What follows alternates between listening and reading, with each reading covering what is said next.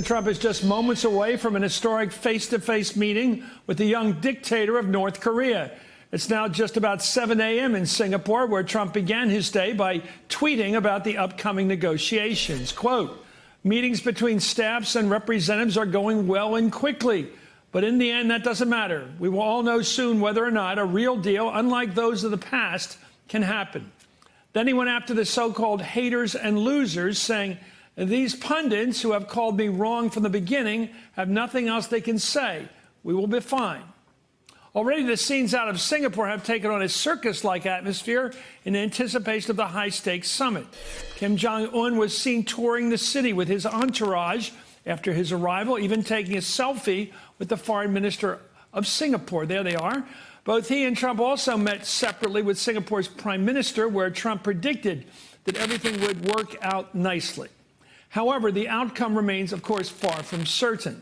Having inherited the regime of his father and grandfather before him, Kim Jong-un's ambition is clear: to hold on to power and continue his dynasty. For the United States, the goal was more fundamental: to reduce the threat of nuclear war. And that means the complete denuclearization of the Korean Peninsula, as Secretary of State Mike Pompeo made clear earlier today. The ultimate objective we seek from diplomacy with North Korea has not changed. The complete, verifiable, and irreversible denuclearization of the Korea Peninsula is the only outcome that the United States will accept. To that end, this summit poses the most significant test of President Trump's negotiating skills to date. And it comes after he spent the weekend alienating America's top allies at the G7. In an unorthodox move, the summit will begin with an initial one-on-one meeting between the president and Kim Jong-un, each with just a translator present, but without their respective delegations. When asked how long it will take him to determine whether Kim Jong-un is serious about disarming, Trump said he believed he could size him up quickly. How long will it take? I think within the first minute, I'll know. How? Just my touch, my feel. That's what I do. How long will it take to figure out whether or not they're serious? I said maybe in the first minute. You know, the way they say that you know if you're going to like somebody in the first 5 seconds. You ever hear that one? Well, I think that very quickly I'll know whether or not something good is going to happen. Well, tonight we're on the verge of witnessing the most consequential summit to take place between the United States and North Korea since the 1953 Armistice Agreement ended the hostilities of the Korean War. Those are the pictures. Despite that ceasefire, no peace treaty has ever signed, which means that a state of war has technically existed on the Korean Peninsula for almost 70 years. Joining me now from Singapore's NBC News correspondent, Peter Alexander. Peter, thank you. Any feel, smell of the crowd, that sort of thing you can tell over there that we can't see?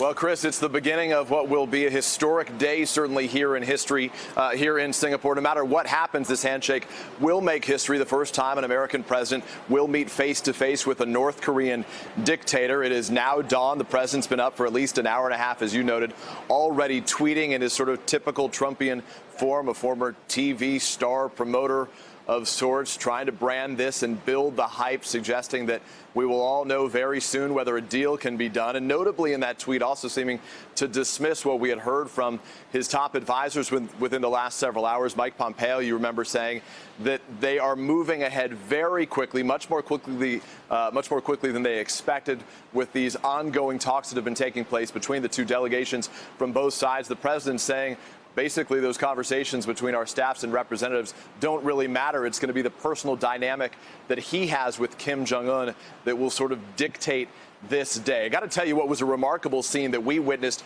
overnight here. Kim Jong-un, even after President Trump was in bed for the evening, was out on the town. This murderous tyrant, a man who's killed members of his own family and starved people within his rogue regime, within his reclusive country, literally exploring Singapore last night. We saw his motorcade crisscrossing the town, the guest of the Singaporean foreign minister. He was met with applause as he arrived at the Sands Casino here. He visited the marina and one of the theaters. Some of the staples of this area recognize Kim Jong-un has literally only left his country less than a handful of times since taking over several years ago. This is now something that is already being seen by the people back in North Korea, Chris, as it is being reported in North Korea, this historic summit. So it gives him the respectability, at least so far, that he's long craved. Back to you. Sounds like a traveling Potemkin village. Anyway, Peter, stay with us. Also with us, Victor Cha is former director of Asian Affairs at the National Security Council and a Korean Affairs analyst for NBC News. And Eugene Robinson is a columnist with the Washington Post, of course, and an MSNBC contributor. And Jung Pak is a former CIA analyst now with the Brookings Institution. Victor, thank you for this. This showboating through town, showing him like he's a boulevardier. Who's that for? So I think part of it is for his domestic audience. You know, it was only with Pompeo's second trip to North Korea that they started publishing photos. And in North Korea, they control the narrative 100%. So I think this was an effort to show he's in Singapore, he's going to meet the president, but it's all from a position of strength. Because they are now a nuclear weapons state, this is Kim Jong-un's big coming out party, an all-expense-paid trip to Singapore, and all the leaders want to meet with him. Jung Pak, why do they move in that bunch like we're looking at now? Is that just is that cultural? Is that political? Why are they moving almost in close ranks there? What's that about? Is that protection or what?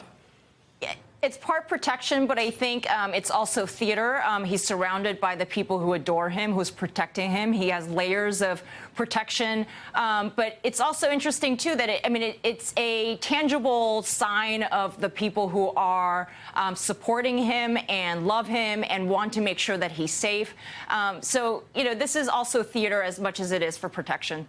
Gene, we've seen the past being in all our research years as well. I'm sure we find that little games are played, like arriving in the ambassador's car that had been taken during the first assault on South Korea by the North, arriving at the Panmunjom talks, driving the car of the American ambassador. Then we had they cut the legs of the chairs to make the American side of the delegation look shorter than then. All the games. Well, look, they've been doing this since there's been diplomacy, right? They play these games. But Kim Jong-un's night on the town was actually quite a media coup, right? He dominated the sort of visuals in a way that Donald Trump probably wishes he had, or wishes he had been able to. He might be a little jealous of. But, you know, all the buffoonery and the craziness and these two strange personalities who are going to meet aside, this is a really big deal. I mean, these are two heads of state. The United States meeting North Korea for the first time, and North Korea is now a nuclear power, a hostile nuclear power. This is a very big deal for all the sort of bizarreness that surrounds it. Let me go back to Victor. The estimates as to how many missiles they have capable of delivering a missile, a nuclear weapon, a number of nuclear weapons they have. What's your estimate right now? What does North Korea have in its arsenal? So in terms of weapons, the estimate is pretty broad. It's somewhere between 20 and 60 weapons. In terms of a deliverable ICBM capability, they have not deployed that yet. They have tested prototypes that on what we call a lofted trajectory, which means straight up into the air. And when you straighten that distance out, experts say that can reach the continental United States. So they still have a bit to go. What is your odds as an expert on within the next year, that being any different, any smaller? Would they have any less capacity to wreak havoc in the world? They will have more capacity. A year from now? A year from now. They have consistently been able to do better than all the experts have predicted in terms of both a finished nuclear weapon, then a hydrogen bomb, then a miniaturized device, then a long-range test. In every single case, they beat the estimates. And do you expect this summit to stop that progress?